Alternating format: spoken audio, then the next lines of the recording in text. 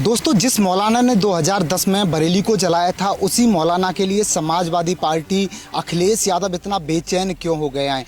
2010 में बरेली नाथ नगरी में कर्फ्यू 1 महीने के लिए लगता है और उसके बाद 2 साल बाद अखिलेश यादव मुख्यमंत्री बनते हैं। इसी मौलाना को राज्य मंत्री का दर्जा देते हैं, लाल बत्ती की गाड़ी देते हैं, मुलायम सिंह यादव इन्हें सम्मान देते हैं। उसके बाद समाजवादी पार्टी में आजम के कद के नेता बन जाते हैं और आज इसी मौलाना को बचाने के लिए 17 नेताओं की फौज अखिलेश यादव बरेली भेजते हैं।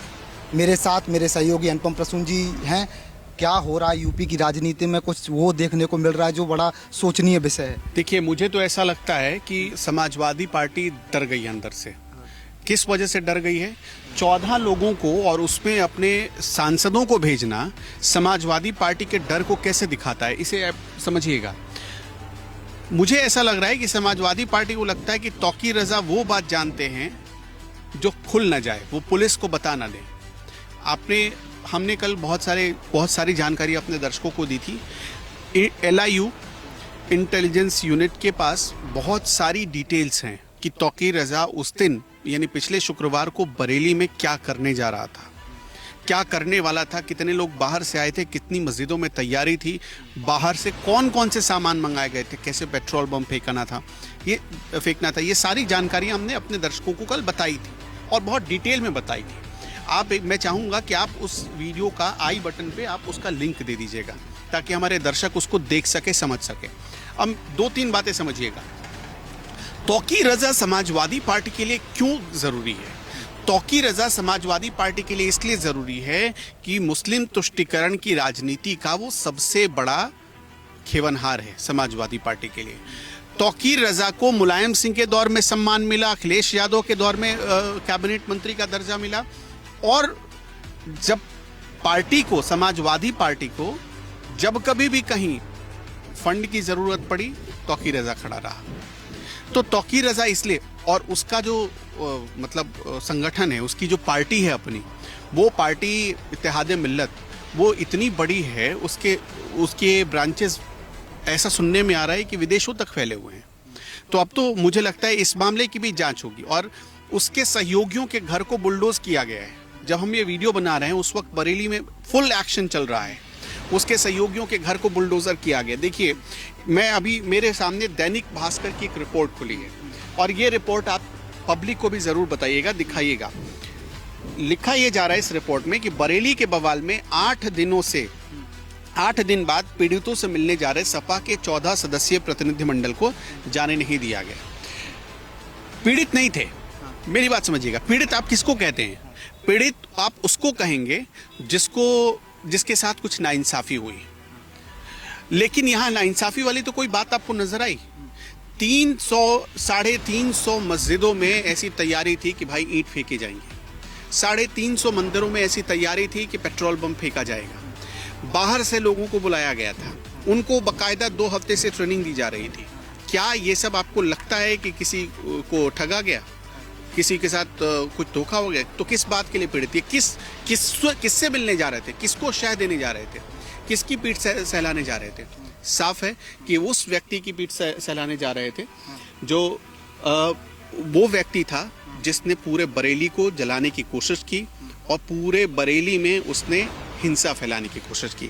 तो तौकीर रजा को, अच्छा, दूसरी बात, समाजवादी पार्टी के बारे में तौकीर रजा, तो उस दौर से वो जानता है तौकीर रजा जब समाजवादी पार्टी के अध्यक्ष मुलायम सिंह यादव होते थे। और एक बात सुनिए, कल हमने एक और वीडियो दिखाया था कि कैसे 5-5 मुख्यमंत्रियों ने सरेंडर कर दिया उसके सामने।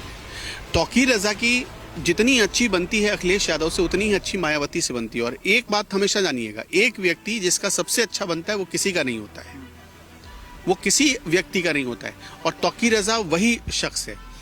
तौकीर रजा के उसके एक भी भड़काऊ बयान पर आज तक मुझे कभी अखिलेश यादव का एक ट्वीट या एक पोस्ट या एक कोई सोशल मीडिया कमेंट दिखा दीजिए जो उसके भड़काऊ बयान पर अखिलेश यादव ने किया।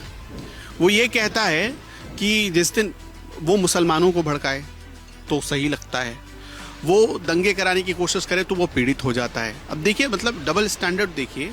और अगर रामनवमी की जुलूस निकल जाए उत्तर प्रदेश में, अगर योगी आदित्यनाथ उसकी इजाज़त दे दें तो वो कम्युनल हो जाता है, वो सांप्रदायिक हो जाते हैं। इस तरह से अखिलेश यादव सोचते हैं। अखिलेश यादव के सोचने का ये डबल स्टैंडर्ड है जो ये बता रहा है। तौकीर रजा का इतना पूछना, तौकीर रजा को इतना प्रमोशन देना, तौकीर रजा के लिए इतनी फाइट करना, तौकीर रजा का क्या कनेक्शन है? एक व्यक्ति जिसका आपकी पार्टी से कोई संबंध नहीं है, आपने अपने मुस्लिम सांसदों को भेजते तो चलिए, एक मुसलमान होने के नाते एक फीलिंग समझ में आती है कि एक सेंटिमेंट है आपका। आप हिंदुओं को भी भेज रहे हैं। माता पता चला कि माता प्रसाद पांडे भी चले जा रहे थे और जा किसे रहे थे बचाने उस मौलाना को जो बरेली को जलाना नहीं, चाहता था। कह क्या रहे हैं, मैंने पहली लाइन जो पढ़कर बताई है आपको। देखिए इसमें कौन कौन जा रहे थे। हरेंद्र मलिक जा रहे थे, सांसद हैं वो भी। इकरा हसन जा रही थी, सांसद है। मोहिबुल्ला नदवी जा रहे थे, वो भी सांसद हैं। 40 मिनट तक इन लोगों ने वहां पुलिस वालों से बहस की है, 40 मिनट तक। उसके बाद भी एक सांसद तो एक नेता तो ऐसे रहे जो चकमा देकर पहुंच गए, चकमा देकर बरेली पहुंच गए पुलिस वालों को। इतने लोगों की भीड़ में जब बहस चल रही थी, वो चकमा देकर वहां पहुंच गया। पहुंचे क्यों? उन पत्थरबाजों को बचाने के लिए। उनको कह रहे हैं पीड़ित। जिन पर पुलिस ने कार्रवाई की उनको पीड़ित कहा जा रहा है। जो बरेली को जला रहे थे उनको पीड़ित कहा जा रहा है। ये डबल स्टैंडर्ड। और जलाया किसको जाता? टारगेट पर कौन था? टारगेट पर था। देखिए, आई लव मोहम्मद के पोस्टर लहराने का आपका मतलब क्या था? आपका इरादा क्या था? क्या वो ऐसा समय था जब आप ये करेंगे? क्या वो सही समय था? और मुझे एक चीज बताइए, चलिए हम मानते हैं इसकी शुरुआत कानपुर से ही, उत्तर प्रदेश से हुई, लेकिन उस घटना को बीते हुए कई दिन हो चुके थे। तकरीबन 25 दिन हो चुके। हाँ, कई दिन हो चुके थे। फिर आप उस गड़े मुर्दे को उखाड़ने के पीछे क्यों पड़े थे? अगर आप इतना ही सामाजिक सौहार्द की बात करते हैं तो आपको सबको बिठाकर सबको अच्छे से समझाना चाहिए था। चाहे वो मुस्लिम तबका हो, हिंदू तबका हो, सबको बोलना चाहिए था, तो शायद सब समझ जाते और ये दंगा भी रुक जाता। इसीलिए तौकीर रजा को बचाने की कोशिश की जा रही है अखिलेश यादव के द्वारा। 1.5 साल बाद चुनाव है उत्तर प्रदेश में, और 1.5 साल बाद तौकीर रजा तुरुप का इक्का साबित होगा। बरेली के मुसलमानों को ये तो पता होना चाहिए कि हमारे लिए अखिलेश यादव खड़े हैं। ये दिखाने की कोशिश हो रही है। पूरे उत्तर प्रदेश में मुसलमानों की राजनीति करने वाली सिर्फ 2 पार्टियां हैं। मोटे तौर पर आप देखेंगे तो एक तो समाजवादी पार्टी, दूसरी कांग्रेस। कांग्रेस का बस आप देख लीजिए क्या नामो निशान है, गिने चुनी एक सीट है बस उसके पास लोकसभा में। कांग्रेस खड़ा होना चाहती है, वो एक मौका चाहती है। कांग्रेस इस मामले में साइलेंट है। कांग्रेस अभी कुछ नहीं बोल रही। कांग्रेस के किसी नेता की तरफ से आप कोई भी ऐसा उकसाऊ बयान या इस तरह की चीज़ें नहीं देखेंगे जिसमें कोई कह रहा हो कि हाँ गलत हो गया तौकीर रजा के साथ, या तौकीर रजा को बचाने के लिए हम प्रदर्शन करेंगे। लेकिन समाजवादी पार्टी बहुत उतावली है, क्योंकि तौकीर रजा को समाजवादी पार्टी के एक एक नब्ज के बारे में जानकारी हो चुकी है। और मुझे तो ऐसा लगता है कि शायद तौकीर रजा जेल से ही बैठकर इनको ब्लैकमेल कर रहा है कि हमारे लिए आवाज़ उठाओ वरना हम तुम्हारा नाम ले लेंगे।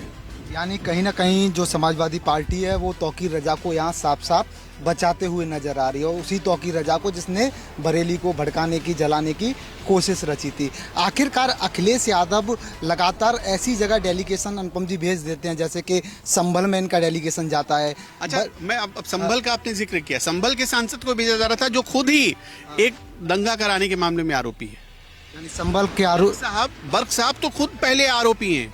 आप उनको देखिए इस पूरे मामले में इकरा हसन को मना किया गया, वो लौट गई, लेकिन बाकी सांसद वहां लड़ने पर उतारू हो गए। और ये साबित करने की कोशिश की गई कि देखो पुलिस ने अवैध रूप से, अब जैसे इकरा हसन ने कहा ना, इकरा हसन का स्टेटमेंट आया, इकरा हसन ने कहा कि अघोषित रूप से इमरजेंसी लगा दी गई है। अरे भाई, आप बरेली जाकर करना क्या चाहते थे ये तो सबको पता है। आप बरेली जाकर उन लोगों से मिलना चाहते थे जिनको बुलाया गया था, जिनको ट्रेनिंग दी गई थी कि पत्थर फेंको। आप उनके पास जा रहे थे, और आपके जाने से वहां माहौल बनता नहीं और बिगड़ जाता। पुलिस को ये पता है। बरेली, अब सोचिए कि जिस बरेली के हालात को कंट्रोल में करने के लिए अभी वहां इंटरनेट चालू नहीं किया गया। आप क्या चाहते हैं? वहां कर्फ्यू ही लगा रहे, वहां के लोग घर से बाहर ना निकले। क्यों राजनीतिक रंग देने की कोशिश हुई इस पूरे मामले को? आई लव मोहम्मद को पूरे तौर पर राजनीतिक रंग देने की एक कोशिश थी, इसको धर्म से जोड़ने की या धर्म के नाम पर राजनीति करने की कोशिश थी, और इसी का परिणाम था कि ये सांसदों को भेजा गया। समाजवादी पार्टी अगर इतना ही था तो धर्मगुरुओं से बात करके धर्मगुरुओं को भेजती। आप मुझे गिन कर बताइए 10 ऐसे नाम धर्मगुरु, मुस्लिम धर्मगुरु या मौलाना जो तौकीर रजा के लिए धरना प्रदर्शन कर रहे हैं, बताइए कोई एक नाम। अनुपम जी, खबर के मुख्य बिंदु पर अब हम आ चुके हैं, वही जो दर्शक पूछ रहे हैं और वही जो इस खबर का मुख्य केंद्र था। जब इतना कुछ हो रहा है, लोग कह रहे हैं कि मुसलमानों पर जाति हो रही है, अब इस केस में जो लोग कहते हैं कि हिंदू मुसलमान बीजेपी करती है या अखिलेश यादव करते हैं, मुझे एक बात बताइए। हाँ, इतना बड़ा माफिया था अतीक अहमद, हाँ, उसका घर बुलडोज किया गया, उसकी संपत्तियां टूटी, उसकी संपत्ति, उसने जिन संपत्तियों पर अवैध कब्जा किया वहां घर बना, वो घर बांटे गए, क्या सब हिंदुओं को मिला? योगी आदित्यनाथ की तो मुसलमानों को भी मिला, मुसलमानों को भी मिला। अभी प्रधानमंत्री आवास योजना चल रहा है। आप एक बात बताइए, क्या प्रधानमंत्री आवास योजना में सिर्फ हिंदू देखकर आवास मिल रहा है? अभी लोकसभा चुनाव के नतीजे आए 2024 के, पिछले साल, उसमें क्या था? जिस इलाके में, वाराणसी के जिस इलाके में सबसे ज्यादा आवास बांटे गए थे वो मुसलमानों का इलाका था। सबसे ज्यादा मुसलमानों के इलाके में आवास बांटे थे। खुद प्रधानमंत्री मोदी ने स्पेशल कहा था कि भाई पहले इनको तो, ठीक है। वहां पर सबसे कम वोट पड़े, वो शायद 10 या 11 वोट सिर्फ आए थे और आवास 72-73 बांटे गए थे। इस हिसाब से अगर मैं गलत नहीं हूं तो, जो मैं रिकॉल कर पा रहा हूं, तो इस हिसाब से आप अंदाजा लगाकर देख लीजिए।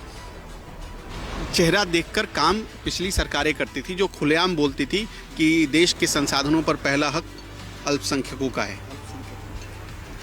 ये थी हमारी और अनुपम जी की वो रिपोर्ट जो आप लोगों तक पहुंचाना बड़ा ही ज़रूरी था कि कौन इस समय देश में हिंदू मुसलमान कर रहा है, कौन सी ऐसी पार्टी हैं जो साफ सीधा दिखा रही हैं कि भाई अगर तुम दंगा करोगे तो हम तुम्हारे साथ खड़े हैं। कमेंट बॉक्स आपका इंतज़ार कर रहा है, कमेंट बॉक्स में अपनी राय